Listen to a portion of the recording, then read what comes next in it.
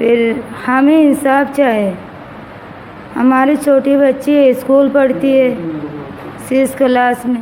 9 बहन भाई हैं और इसमें 4 बहन भाई इससे बड़े हैं, बच्ची से 4 इससे छोटे हैं।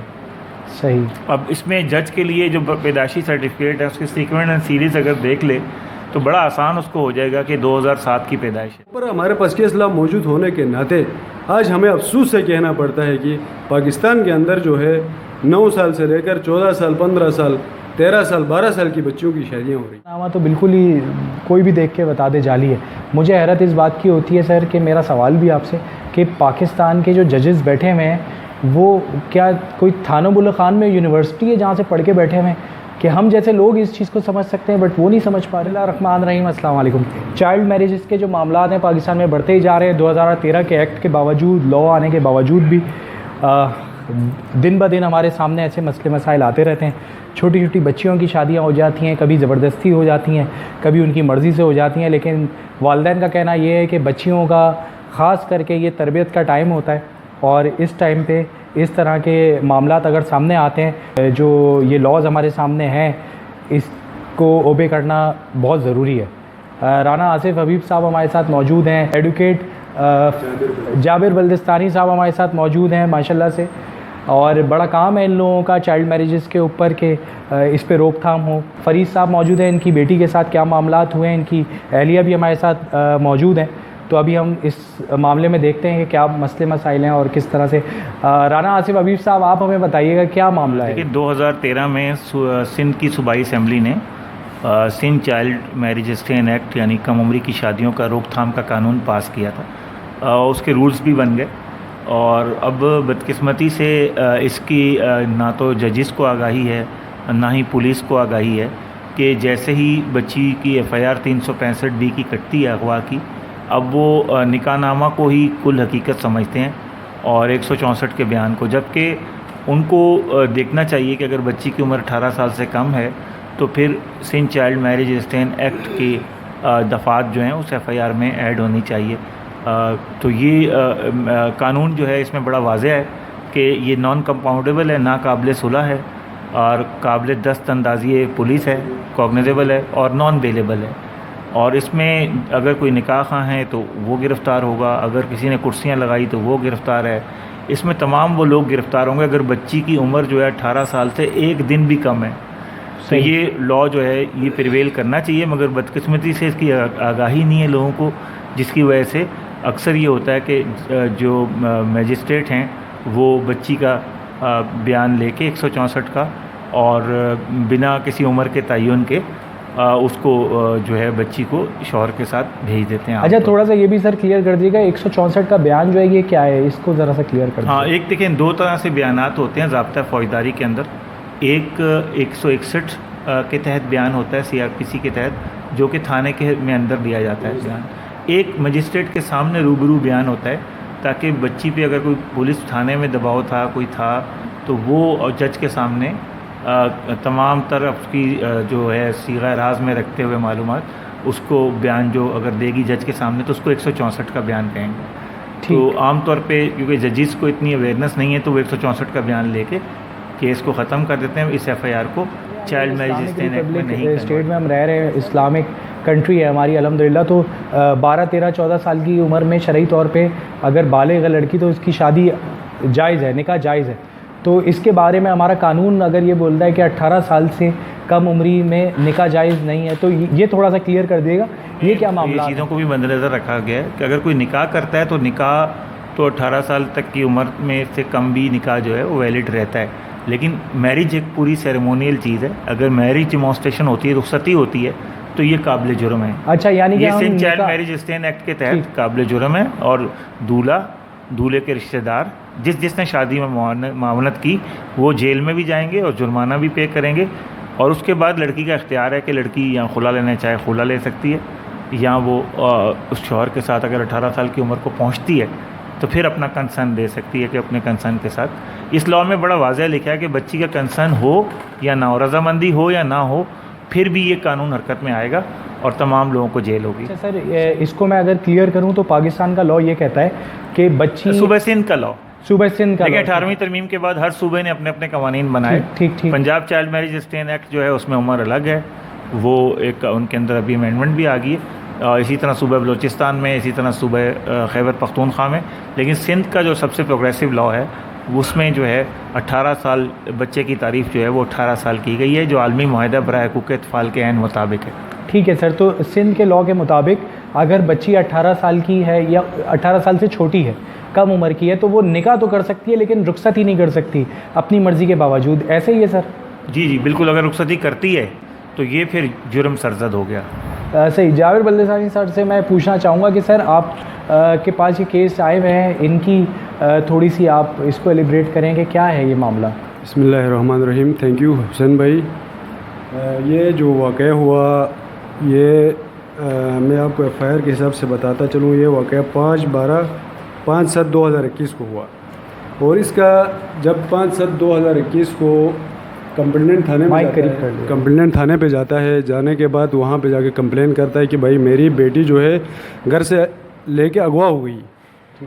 थाने यानी अफसोस का मुकाम ये है कि वहीं थाना वाले जो है, पुलिस वाले जो है, उसकी FIR लॉन्च करने के बावजूद उसको बोला जाता है कि भाई ये तो होते रहते, रूटीन का काम है, रूटीन के मामलात आप लेके आते हो। किसी की बेटी अगवा हो गई, पुलिस वालों को जू के तू पता है वो नहीं लग रहा है कि कौन भाई से थाने का केस ये था? डक्स थाने का है। सॉरी, डक्स थाना, डक्स थाना। PS डक्स है वेस्ट के अंदर। ठीक है। तो इस तरह कंप्लेंट मेरे पास आया, इस तरह हम होते हुए गए पीस ऑफ जस्टिस के पास। 22 से 22B की एप्लीकेशन होती है जिसमें पीस ऑफ जस्टिस के पास जो है एडमिनिस्ट्रेटिव पावर होता है कि वो डायरेक्शन दे सकता है कंसर्न थाने को कि भाई इसका जो है 154 CRPC उसका स्टेटमेंट रिकॉर्ड करें। रिकॉर्ड करने के बाद अगर कॉग्निजेबल ओफेंस बनता है तो आप इसका कॉग्निजेंस लेने के बाद FIR लॉन्च करें। इस तरह कोर्ट से हमने डायरेक्शन ली। डायरेक्शन लेने के बाद जो है हमें बड़ी मुश्किल से 15/7/2021 को FIR लॉन्च हो गई, किसकी? अगवा की। तब तक जो है लड़के लेके गए घर से, उनके साथ रही। ज़ाहिरी बात है वहाँ पे रहने के बाद हो सकता है लड़की को ब्लैकमेल किया गया हो, लड़की के वीडियोस बनाए गए हों, ब्लैकमेल करने के बाद उसको थ्रेट किया गया हो, उसको कहा गया हो कि भाई अगर तू इस तरह वहाँ जाकर हमारे ख़िलाफ़ बयान दोगी तो जो है हम इसको सोशल मीडिया में डाल देंगे, हम आपको इज़्ज़त को पामाल कर देंगे।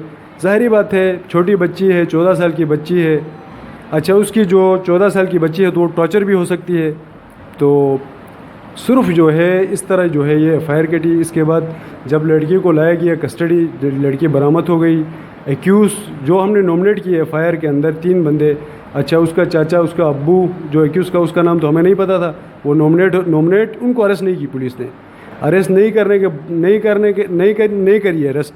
इसके बाद जो है इन्होंने एक वो किया कि भाई हमने जो एक फार्मल तरीके से इसको घर से बरामद किया कि लड़के को बाजियाब करवाया। करने के बाद इन्होंने लाके कोर्ट में पेश कर दी। जब कोर्ट में आए, कोर्ट में ज़ाहिर बात है ईद की छुट्टियाँ थी, स्पेशल जज बैठता है सिर्फ, तो उसके पास पेश हो गए। स्पेशल जज ने जो है कस्टडी को ले जाके लड़के की जो है उसको दे दिया, यानी लड़के के जो रिश्तेदार है उसके हवाले कर दी, गार्डियन उसको बना के उसको हवाले कर दी। हालांकि होना ये चाहिए था उसको शेल्टर होम में भेजना चाहिए था, दारुल अमान में वहाँ भेजना चाहिए था, और लड़के को जो है पुलिस कस्टडी में देना चाहिए था। ये नहीं हुआ। लड़के की उम्र क्या है? लड़के की उम्र जो है इन्होंने निकाहनामे के अंदर जो लिखवाया है वो 23 साल है लड़के की उम्र, लेकिन लड़की की उम्र तो भाई स्कूल की 6th क्लास की स्टूडेंट है, 6ठी जमात की तालिबा हैं, और मेरे ख्याल से 14 साल आपने उम्र बताई, ठीक है। और लड़के की उम्र जो है वो क्या है, कंफर्म आप लोगों को है? वो हमें कंफर्म नहीं पता। वो जो है इन्होंने निकाहनामे के अंदर जो लिखवाया है वो निकाहनामा मैं आपको प्रोड्यूस कर दिखा दूंगा। उसके अंदर इन्होंने लिखवाया 23 साल उसकी उम्र दिखाया, और लड़की के साल इन्होंने फेक जो है 18 साल की उम्र दिखाया। इस वजह से फिर दूसरी रिमांड हो गई। पुलिस रिमांड के बाद फिर दोबारा कोर्ट में पेश किया गया। करने के बाद हमने अदालत से इस्तदा की। हमने कहा कि भाई ये लड़की जो है, हमारे पास जो बर्थ सर्टिफिकेट है, स्कूल जो GR रजिस्टर होती है उसके हिसाब से हमारे पास लड़की जो है, बाप जो बोल रहे हैं, वालिदैन जो कह रहे हैं कि भाई 14 साल है। तो मैंने इस्तदा की अदालत से। अदालत को मैंने कहा कि अदालत से इस्तदा की कि अदालत इसको जो है मेडिकल पे भेज दें, उसमें एसोफिकेशन जो मेडिकल रिपोर्ट होती है उसके लिए इसको भेजा गया। अब देखते हैं इंशाल्लाह इसकी रिपोर्ट आएगी 1-2 दिनों के अंदर। हम उसमें लगे हुए हैं, इंशाल्लाह पुलिस इसमें प्रॉपर इन्वेस्टिगेट करेगी। इंशाल्लाह करने के बाद अगर ये 14 साल की उम्र के यानी उस हिसाब से इसकी बनती है तो ये ज़ाहिरी बात है ये जो है चाइल्ड मैरिज रिस्ट्रेंट 2000 एक्ट 2013 उसमें ये फॉल करेगी। उसका सेक्शन में मैं आपको बताता चलूँ जिसके अंदर वाज़े लिखा हुआ है, वाज़े सेक्शन 6 और 7 और 9। सेक्शन 6 ये कहता है कि अगर उसकी बाप की भी रजामंदी से उसकी शादी होती है कम उम्री में तो बाप भी इसका सज़ा भुगतेगा। 2-3 साल उसकी सज़ा है, वो सज़ा बाप भी भुगतेगा अगर उसकी रजामंदी भी हो तब भी। अगर ये फॉल नहीं करती है, अगर मेडिकल के ऊपर जो हमने सर्टिफिकेशन के लिए हमने जो रिक्वेस्ट की थी अदालत से उसने वहाँ डायरेक्शन दी है, इंशाल्लाह वो सर्टिफिकेट आएगी। उस सर्टिफिकेट के हिसाब से जो है आगे जो इंशाल्लाह फर्दर इंक्वायरी जो भी मामलात होंगे। 5 नंबर की इसकी बेटी है। अब ज़ाहिर बात है कुछ ऊपर बड़े हैं कुछ छोटे हैं तो ये दरमियानी है, तो उस हिसाब से भी जो है मेडिकल जो रिपोर्ट आएगी उसके बाद देखा जाएगा। हम निकाहनामे को भी चैलेंज करेंगे इंशाल्लाह। मेडिकल रिपोर्ट जो आएगी उसको देखने के बाद अगर मेडिकल रिपोर्ट भी इस तरह की कोई आती तो इंशाल्लाह हम मेडिकल रिपोर्ट को भी हाई कोर्ट के अंदर चैलेंज करेंगे। ये बड़े अफसोस की बात है कि पाकिस्तान के अंदर इस तरह निकाह भी हो जाते हैं। ये तो निकाह ख्वाह की भी जिम्मेदारी है कि वो शनाख्ती कार्ड देखे कम से कम। और इसका मेरे हिसाब से तो ये उस कारी के ऊपर भी सवाल है जिसने निकाह पढ़ाया है, तो ये बहुत सारे लोगों के ऊपर सवाल उठता है। अच्छा, इसमें मैं आपको एक मज़े की बात ये बता दूँ, इस निकाहनामे के अंदर गवाह जो है मेंशन नहीं है। इस निकाहनामे के अंदर शादी के गवाह मेंशन है, लेकिन निकाहनामे के अंदर दुल्हा और दुल्हन की तरफ से जो कॉलम है उस कॉलम के अंदर ये देखो गवाह जो निकाह हुआ जो शादी हुई उसके गवाह मौजूद नहीं है, नाम ही नहीं है उनके। तो इसका मतलब ये हुआ कि ये एक यानी गलत झूठा जो है निकाहनामा बना के अदालत को गुमराह किया जा रहा है। सही। अच्छा, लड़के के जो घर वाले हैं उनसे आप लोगों की मुलाकात हुई है कोई? मैं इनके वालिद साहब से पूछना चाहूँगा ये सवाल। नहीं। अस्सलाम वालेकुम। वालेकुम सलाम। आपकी बेटी के जाने के बाद से उस लड़के के घर वालों ने कोई कांटेक्ट करने की कोशिश की आपसे? नहीं किया सर, खाली मेरा पास ये धमकी आया था। मेरा बेटी जब लेके गया था वो छोटे उम्र का है, 14 साल उम्र है, और इनका पास हमारा घर पे एक ना कागज़ का टुकड़ा आया सर, ना और ये लड़का का बाप आया, ना लड़का का कोई रिश्तेदार आया, कोई भी नहीं आया।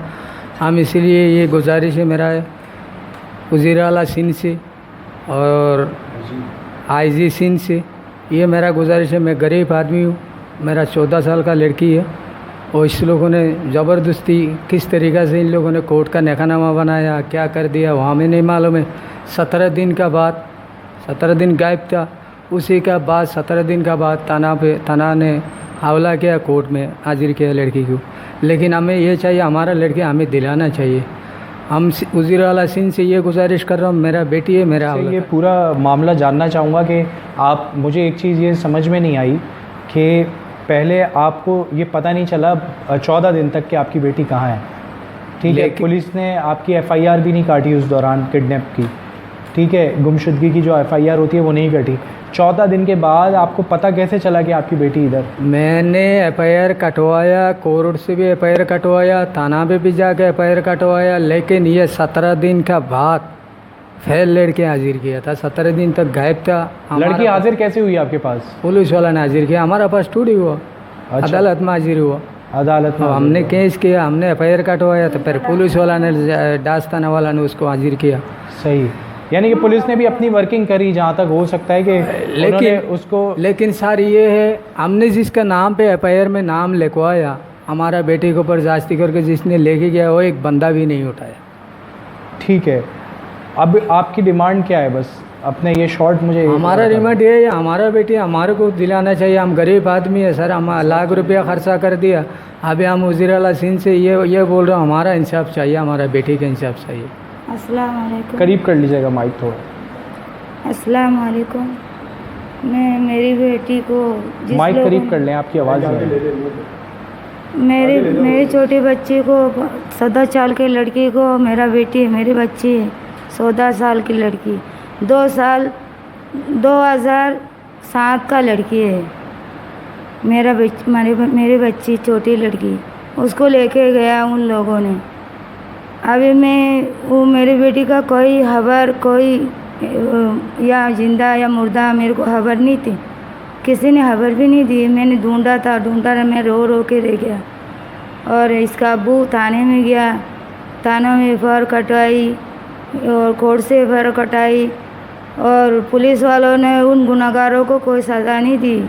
फिर फ़ोन में वो बेटी को और बेटा को बुलाया, 17-18 दिन के बाद फिर कोर्ट में हाजिर किया। फिर हमें इंसाफ चाहिए। हमारी छोटी बच्ची है, स्कूल पढ़ती है 6 क्लास में। अभी हमारी इतनी छोटी सी बच्ची कैसे ज़िंदगी गुजारा करेगी, आगे जाके बच्चा होगी, छोटी सी बच्ची। और ये पाकिस्तान का कानून है ये कि इतना छोटा उम्र में शादी नहीं हो सकती, कानून के खिलाफ है। ये तो सुना था हम लोगों ने, अभी तो ये भी देख रही हूँ। अब मेरे बच्चा मुझे वापस दिला दीजिए, हम लोग गरीब हैं, हमारा आगे पीछे कोई नहीं है। थैंक यू इस सो दुनिया में मच। बच्चों को लगा कोई नहीं है।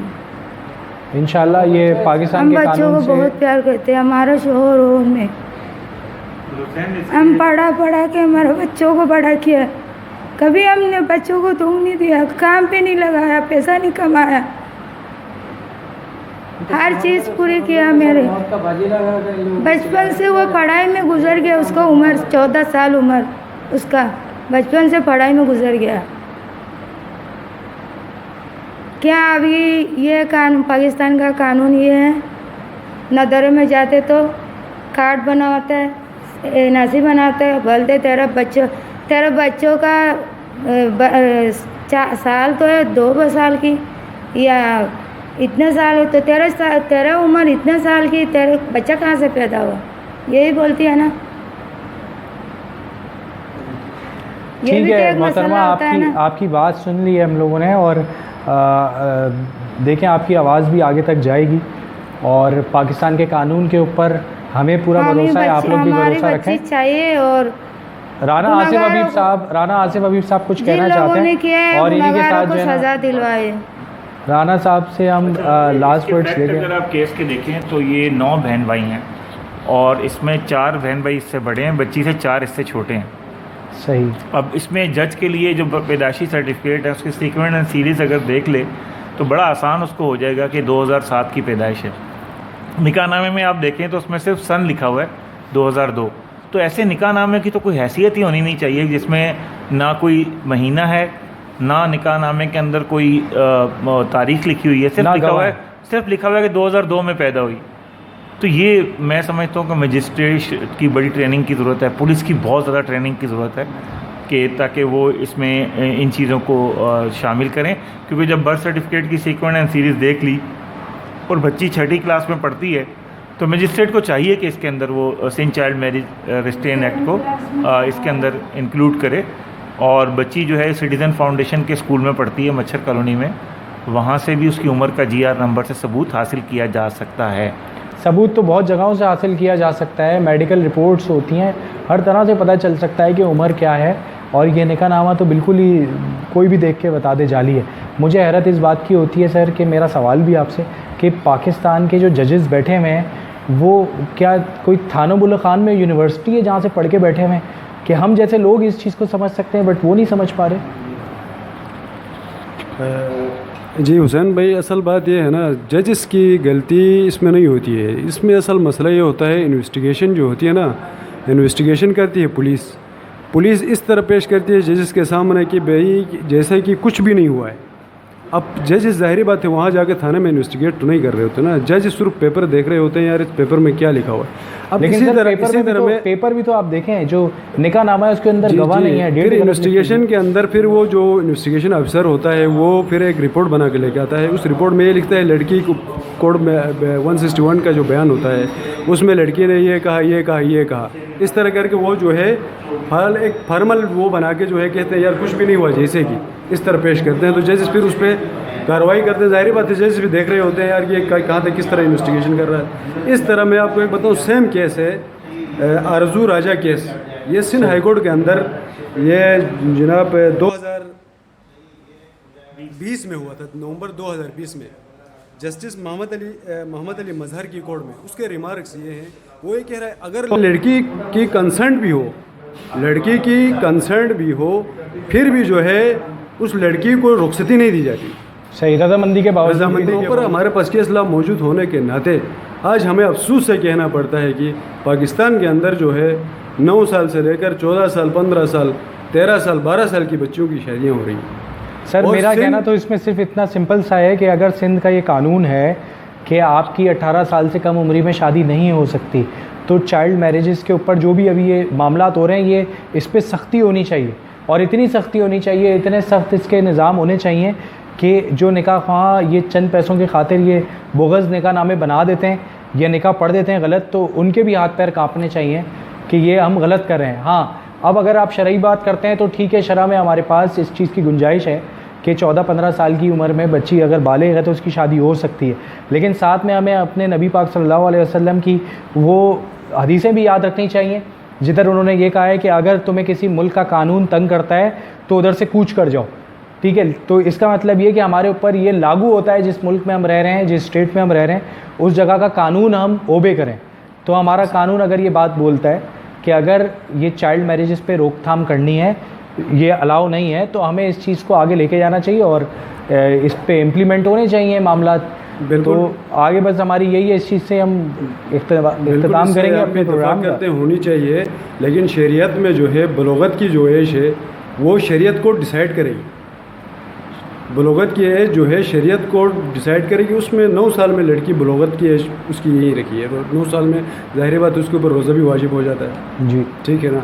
अब 9 साल की बच्ची को आप देखोगे तो वो तो 3 क्लास की है, 4 क्लास की हो सकती है, लेकिन इस हिसाब से जो है उसका निकाह जायज़ है, निकाह आप कर सकते हैं। लेकिन रुखसती के लिए जब आपने कानून बनाया, कानून आपके मुल्क के अंदर मौजूद है, शरीयत के हिसाब से भी है, शरीयत भी ये कहती है कि बलोगत की एज हो यानी मैच्योर हो, ठीक है, तो 14, 15, 16, 17 साल शादी भी, लेकिन शरीयत को भी देखना चाहिए। और देखने के नाते इसी कानून को तसदुम तो नहीं कर रहा है क्या सिंध जो है मैरिज एक्ट 2013 जो है, इस चीज़ को भी देखना है। लेकिन पाकिस्तान के अंदर 123, 131 या 132 FIR रजिस्टर्ड हो चुके हैं इस एक्ट के ऊपर। सिंध के अंदर 121 FIR लॉन्च हो चुके हैं, जिसमें बाप की रजामंदी भी थी। कुछ FIR ऐसे हैं बाप की रजामंदी से शादी हो चुकी, शादी होने के बाद बाप को सज़ा मिली, लेकिन लड़की शर्ट रोम पे चली। वज़ीर आला सिंध से भी इनकी रिक्वेस्ट है, ये IG साहब से भी इनकी रिक्वेस्ट है, ये डिमांड करते हैं कि इनकी बेटी इनको मिलनी चाहिए, जो कि इनका राइट भी है और सिंध का कानून भी ये बोलता है कि बेटी जो है इनके हवाले होनी चाहिए। तो ये वाव TV की तरफ से हमारी भी रिक्वेस्ट होगी कि जो है इनका केस देखा जाए, इस पर गौर व फिक्र की जाए, और जो ये चाइल्ड मैरिजेज़ हो रही हैं पाकिस्तान में, अगर पाकिस्तान का कानून, सूबे सिंध का कानून ये कहता है कि 18 साल से छोटी उम्र की निकाह हो सकता है लेकिन रुखसती नहीं हो सकती, तो इस पर अमल दरामद होना चाहिए। Thank you so much.